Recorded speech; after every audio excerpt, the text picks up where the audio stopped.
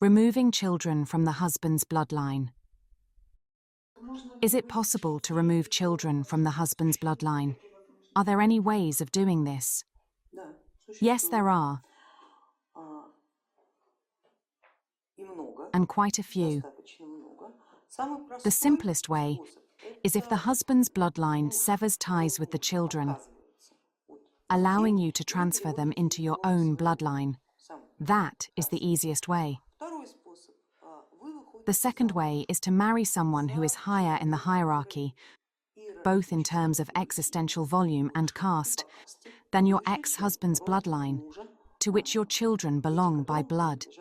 Your new husband must officially accept these children. And not only him, but also the regina of his kin. This is a mandatory condition, as in this case, the man's opinion does not always carry weight. The third option applies if the first two do not work. The fact is that under current law, a bloodline is the simplest egregorial structure.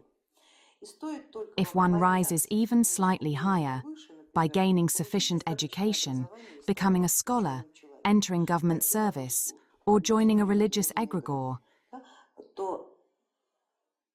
then, unless otherwise specified, they begin to belong more to the new egregore than to the one they left.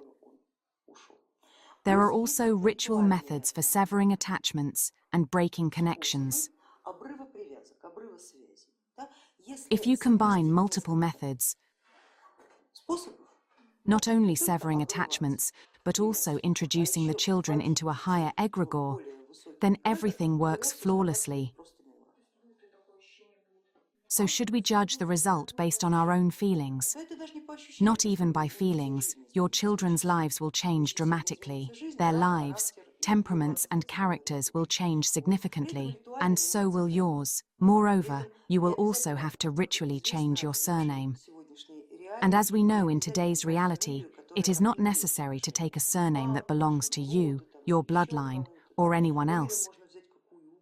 You can take any surname that better symbolizes your new status in the social world. You just need to carefully consider which surname to take and choose the most suitable one.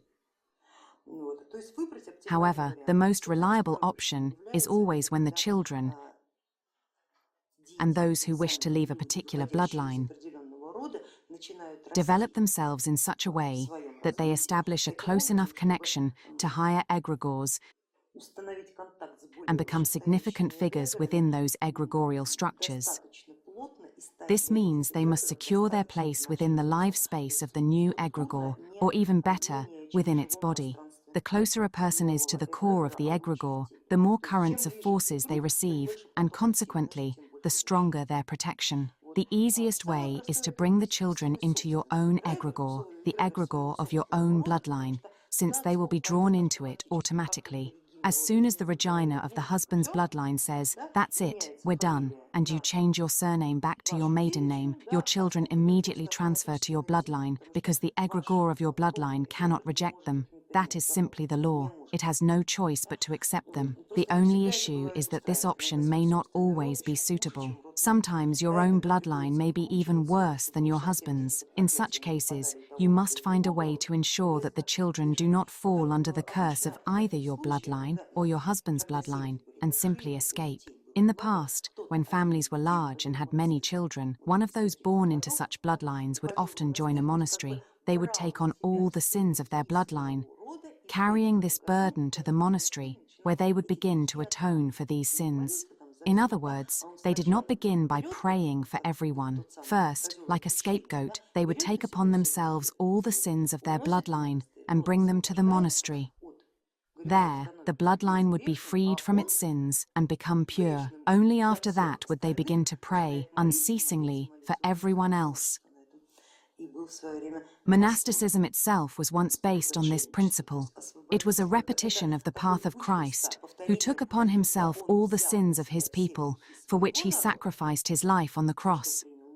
Here, we see the same ritual repeated. Such a person takes upon themselves all the sins, not of an entire people, but of their bloodline, and accordingly undergoes a social death, as monasticism itself is a form of social death. that is how it happens.